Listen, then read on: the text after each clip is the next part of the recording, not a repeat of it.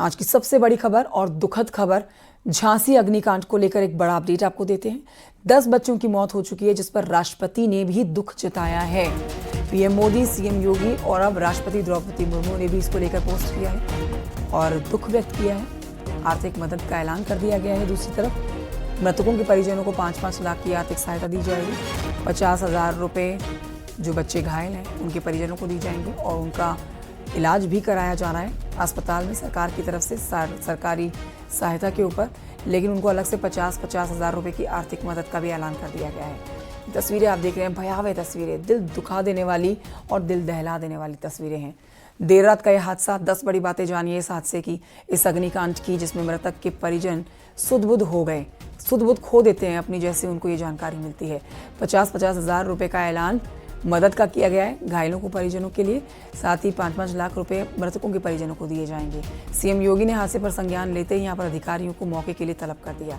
12 घंटे में रिपोर्ट मांगी गई है जो देनी होगी। रात भर लेते रहे हैं सीएम योगी इसके ऊपर अपडेट। मृत बच्चे जिनको 5-5 लाख रुपए की आर्थिक मदद देगी सरकार, प्रधानमंत्री नरेंद्र मोदी और राष्ट्रपति द्रौपदी मुर्मू ने भी इसको लेकर पोस्ट किया है। झांसी मेडिकल कॉलेज में हुए हादसे पर समाजवादी पार्टी के अध्यक्ष अखिलेश यादव ने दुख जताया है। उन्होंने सोशल मीडिया प्लेटफॉर्म एक्स पर पोस्ट करते हुए कहा है, बेहद दुखद और चिंताजनक खबर है ये, सबके प्रति संवेदनात्मक श्रद्धांजलि। आग का कारण ऑक्सीजन कॉन्सेंट्रेटर में आग लगना बताया जा रहा है। ये सीधे सीधे अस्पताल प्रबंधन और प्रशासन की लापरवाही का मामला है या फिर खराब क्वालिटी के ऑक्सीजन कॉन्सेंट्रेटर्स का मामला है। इस मामले में सभी जिम्मेदार लोगों पर दंडात्मक कार्रवाई होनी चाहिए। उन्होंने अपने अखिलेश यादव ने परिजनों के लिए कहा है कि जिन्होंने अपने बच्चों को खोया है उन सभी परिवारों को 1-1 करोड़ की आर्थिक सहायता देनी चाहिए।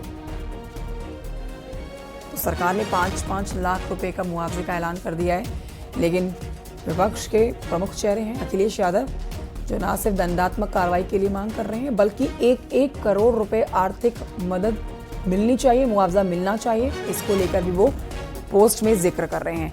अब ये जानिए कि झांसी मेडिकल कॉलेज, जहां पर NICU में जब आग लगी तो भयावह मंजर था। चश्मदीदों के मुताबिक चारों तरफ काला धुआं देखा गया। हिम्मत जुटाकर अंदर गए लोग और पीछे खिड़की तोड़कर नौनिहालों को बचाया गया। छोटे छोटे न्यूबॉर्न बेबी भी यहाँ पर थे और कुछ बच्चे जिनकी तबीयत ठीक नहीं थी उनको भी यहाँ पर भर्ती कराया गया था। 12 घंटे में मुख्यमंत्री ने इस पर रिपोर्ट तो मांग ली है, लेकिन देखिए शुरुआती जांच में इसे शॉर्ट सर्किट बताया जा रहा है। शॉर्ट सर्किट की वजह से आग लगी है।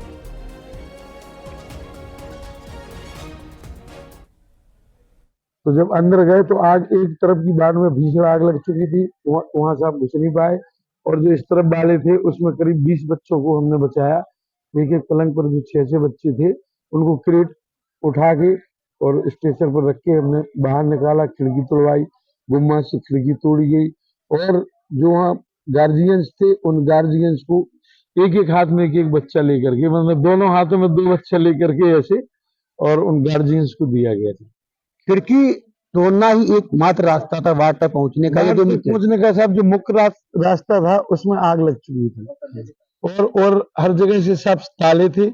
उन तालों की वजह से साहब और कहीं से कोई आदमी प्रवेश नहीं कर पाता था और गार्ड था। तो ये सब पीछे वाले वहां से हमने 6 बच्चे तो पीछे वाली खिड़की से निकाल करके और पीछे की जाली तोड़ करके 6 बच्चों को तो पीछे से निकाल। एक दूसरे के बच्चे उठा के ले जा रहे थे। कोई किसी का बच्चा था, कोई किसी का बच्चा था, कोई चिन्हित नहीं कर पा रहा था। बच्चे के जच्चा और बच्चा दोनों अलग अलग हो गए थे। और पूरी तरह से जब फायर ब्रिगेड आई पीछे की तरफ से तो उन लोगों ने तोड़ा, अंदर इंटर किया आग, फिर उन्होंने काबू पाई। तब तक देखा कि कम से कम मोस्टली बच्चे वहां पर आधे तो जल गए। और जो बच्चे कितने बचाए गए लगभग? मेरे अकॉर्डिंग तो मान के चलिए 50% ही बच्चे बच पाए होंगे। क्योंकि आप बताइए, हम आपसे जानना चाहते हैं कि वहां पे जब खिड़की तोड़ी आपने तो आग तो बाहर आई होगी नहीं सर? हाँ, उस तरफ जाली वाली है, जो पीछे वाला रास्ता था वहाँ आग नहीं थी सर।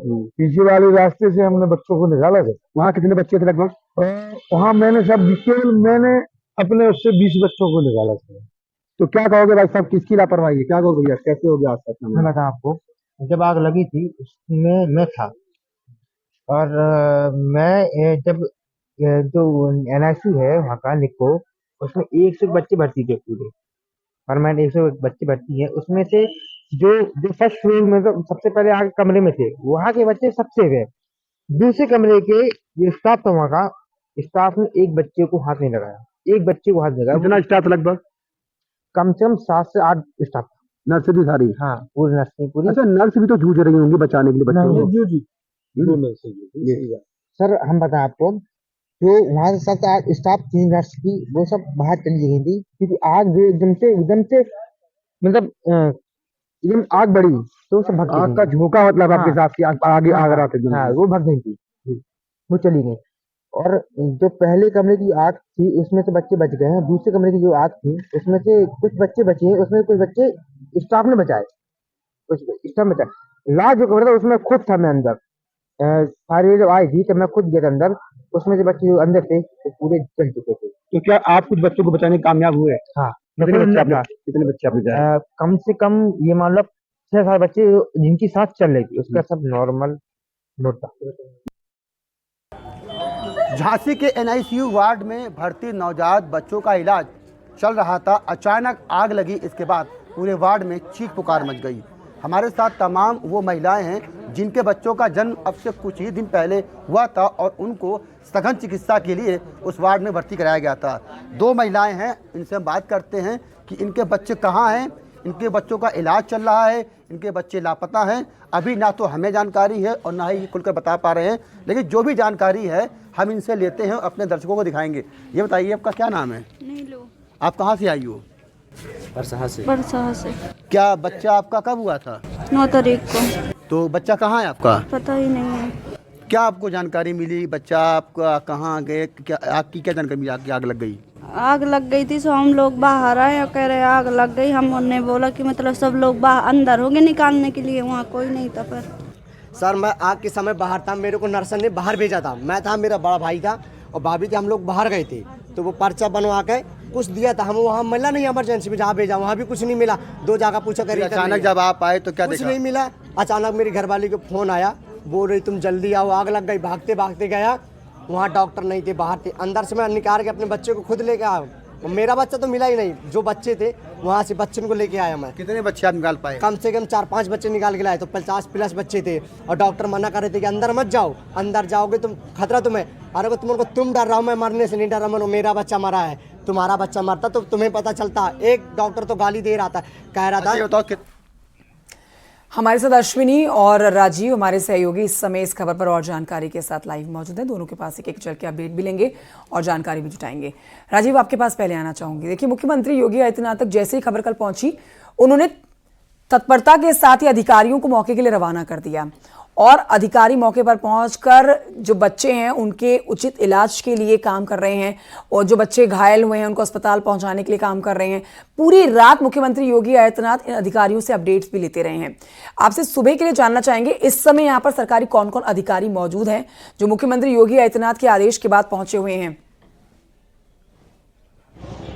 और देखिए, मुख्यमंत्री योगी आदित्यनाथ को जैसे ही ये खबर मिली कि झांसी के रानी लक्ष्मीबाई मेडिकल कॉलेज के NICU वार्ड में आग लगी है, भीषण आग लगी है, वैसे ही उन्होंने झांसी के DM SP समेत जो जिम्मेदार अफसर थे उनको तत्काल मौके पर पहुंचकर युद्ध स्तर पर राहत बचाव कार्य चलाने का निर्देश दिया था। जिसके बाद आप देख सकते हैं कि इसी NICU वार्ड में आग लगी थी। मौके पर जब आला अधिकारी यहाँ पर पहुंचे, फायर ब्रिगेड के अधिकारी पहुंचे, तो उन्होंने इस NICU में लगी आग को बुझाने का काम किया। उसके बाद मुख्यमंत्री आदित्यनाथ ने फीडबैक लिया तो पता चला काफी बड़ी आग है, जिसके बाद उन्होंने तत्काल DIG और कमिश्नर को भी मौके पर भेजकर इस पूरा जो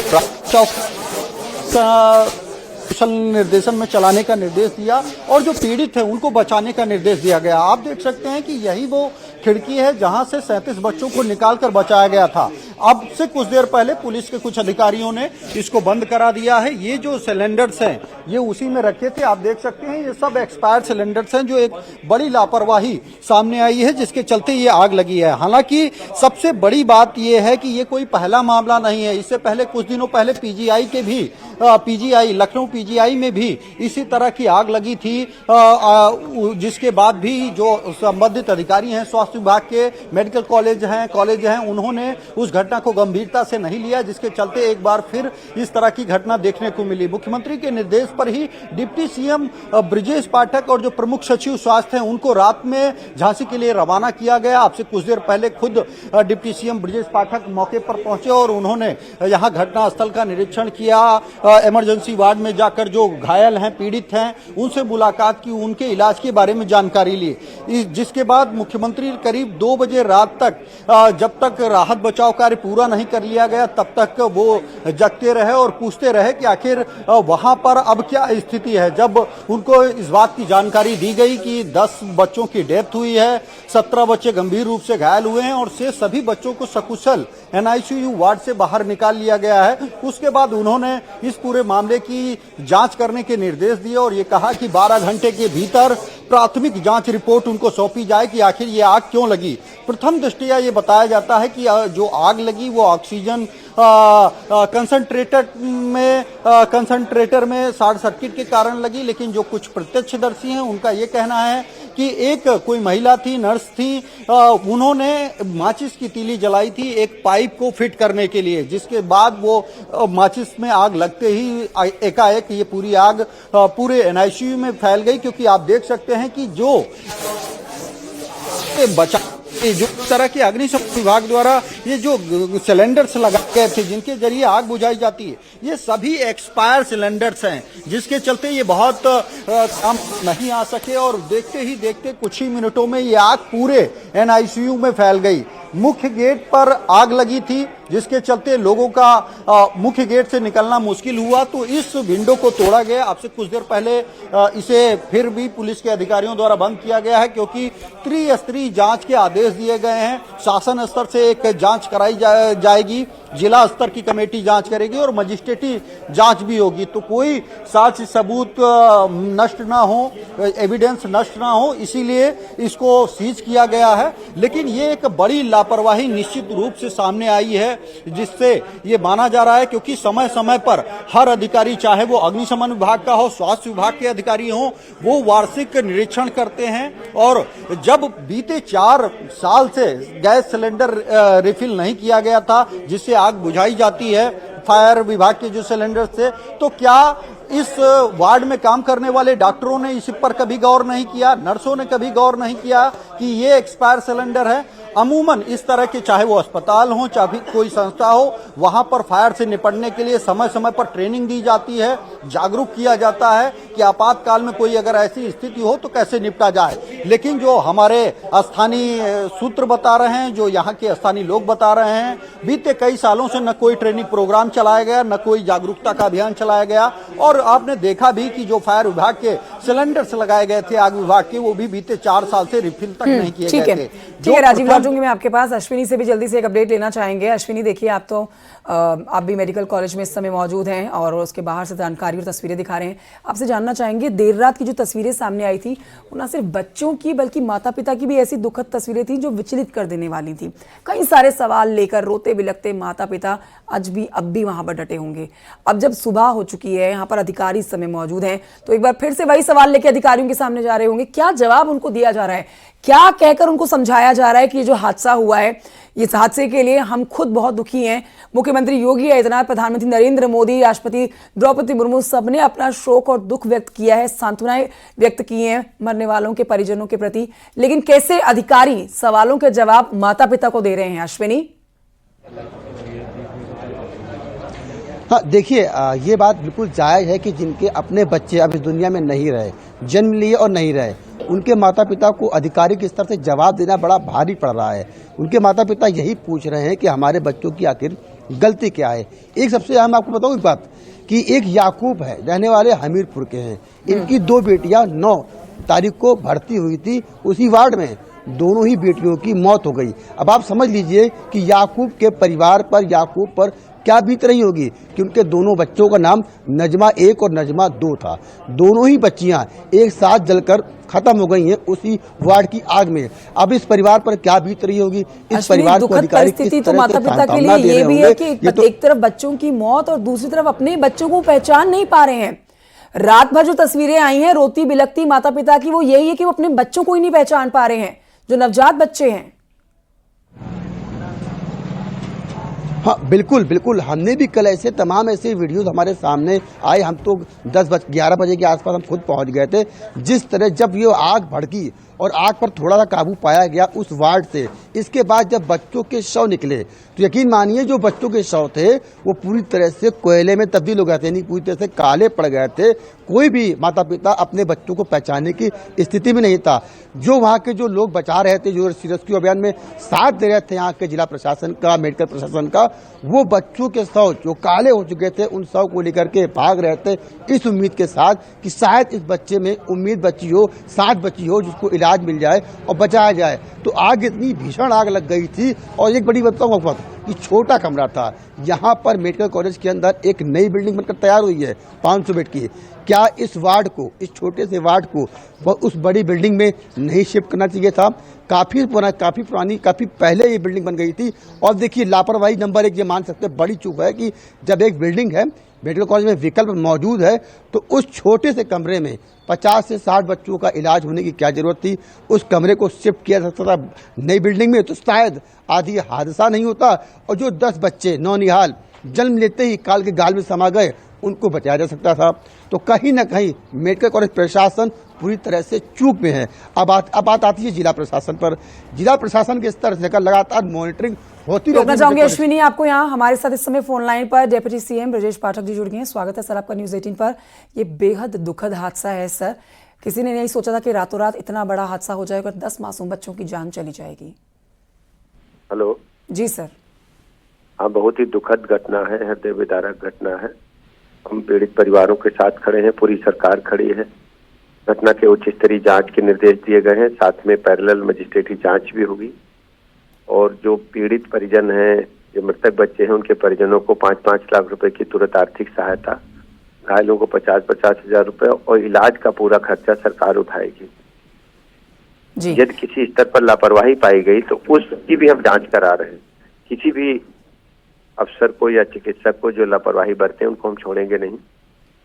इसमें पूरी तरह से हम तह तक जाएंगे कि किस स्तर पर कैसे घटना घटी।